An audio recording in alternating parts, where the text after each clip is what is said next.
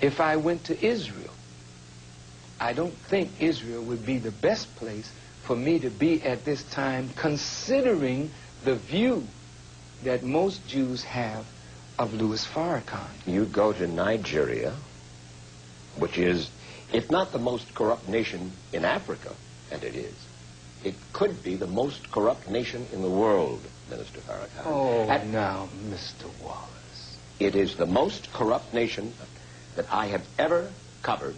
I've been there 25 years ago, and I've been there as recently as last year. Fine. So what? 35 years old. That's what that nation is. Now, here's America, 226 years old. You love democracy, but there in Africa, you're trying to force these people into a system of government that you just have accepted.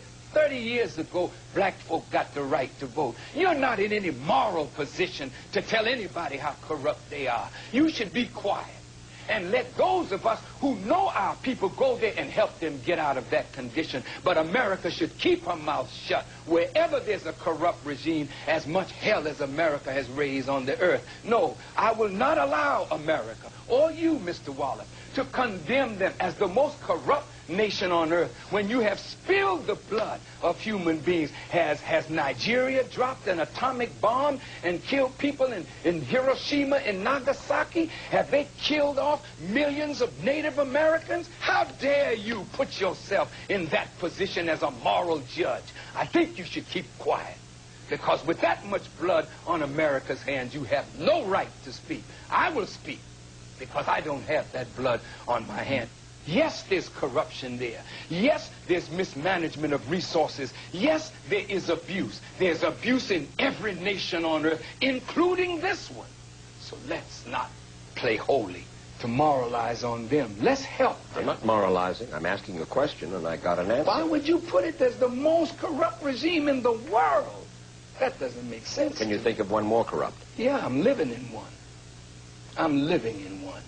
Yes. You've done a hell of a thing on this earth, so you should not be the one to talk. You should be quiet when it comes to moral condemnation, in my judgment. I didn't mean to be so fiery. No, that's good. That's good. That's my passion.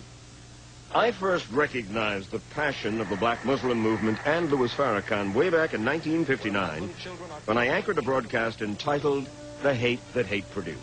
The black Muslim meeting we filmed included a mock trial, a kind of passion play, where the white man was judged for crimes against the black race.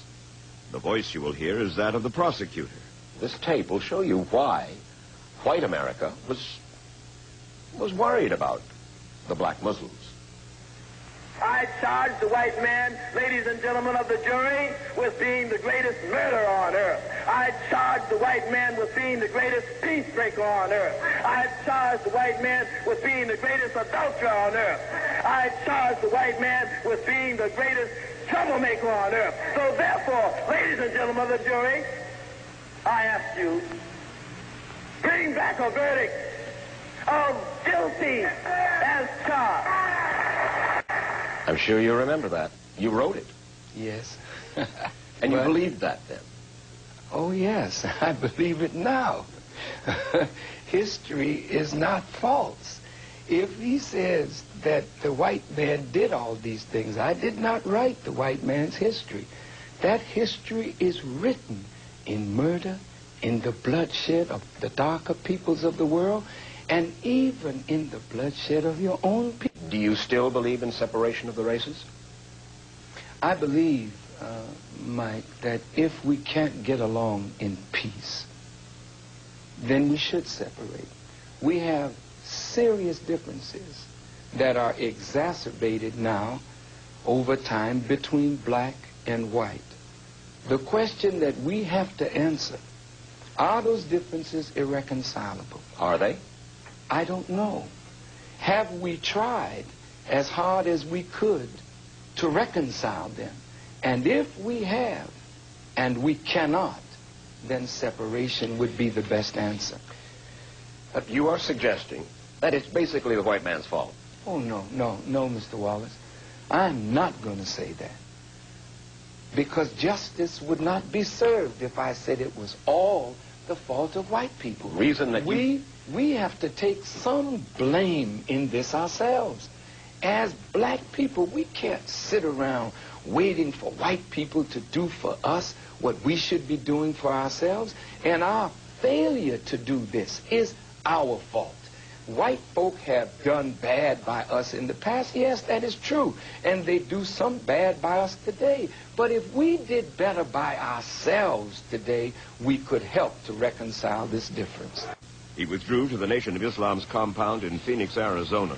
He disappeared from the public eye for almost 3 months. Then he reemerged for that tour of Africa and the Middle East. To observers like Dr. C. Eric Lincoln, a distinguished black historian and professor emeritus at Duke University, who has studied the Nation of Islam since the 1950s, Farrakhan's trip squandered a great opportunity. Professor Lincoln told me he was disgusted with your trip to the Middle East and to Africa. He said he blew it, you. After the Million Man March, he feels that you had what you were after. You had put yourself in the position as a leader of the entire black community in America, which you had never had before. And then that you just threw it away with the trip to Africa. Now, this is from a man, yes, scholar, been a guest in your home, yes, loves you and your wife. and I love him. Let me say this. There are many people like Dr. Lincoln who think just like that. They were hurt because they watched my struggle. And they said, now he has arrived, okay? Right. And they felt not only that I had arrived for me, I had arrived for them because secretly they have wanted to embrace Louis Farrakhan. And just as they were about to put their arms around me, I went to Africa and the Middle East. And to quote them, I blew it. You spoke, in their view, against your own country. You know, some of your best patriots are those who never went along with the government position. Listen, everyone that stepped back from me, they didn't run away. They're behind a tree, looking. Is he going to make it? How's he going to get out of this one? Oh, my God, I'm not a politician. I don't do what people think I should do. I do what God inspires me to do. Which one of these leaders would have asked me to call for 1 million men to come to Washington? Not one. That was an inspiration from God that I followed, and they all applauded. Great thing you did. God inspired me to get up and leave this country, and before long, those same critics will say, I was wrong, Farrakhan. I want to show you now, Minister Farrakhan, an excerpt from your speech, Savior's Day in Chicago. I know you want to kill me, but I just raised the price. You want me dead, but you're going to pay a price to get that result. Who wants to kill you? Why? I believe that conversation is raging right now in government circles. Because I appear to be interfering with America's foreign policy objectives in Africa and in the Middle East. They want me kind of silenced or muzzled, and if they can destroy my credibility, as they did Martin Luther King first, take him down in the eyes of his people and then assassinate him. I don't believe that America is beyond that. I believe it's being discussed right now in the White House. I believe it's being discussed by certain members of Congress. How are you going to deal with Farrakhan? Yes, I presented you with a dilemma, but I'm warning America. I'm not Martin Luther King. I'm not Malcolm X. I'm in a little different time frame, and I think you would be wise to see if God is with me, And if God is with me, you would be well to leave me alone.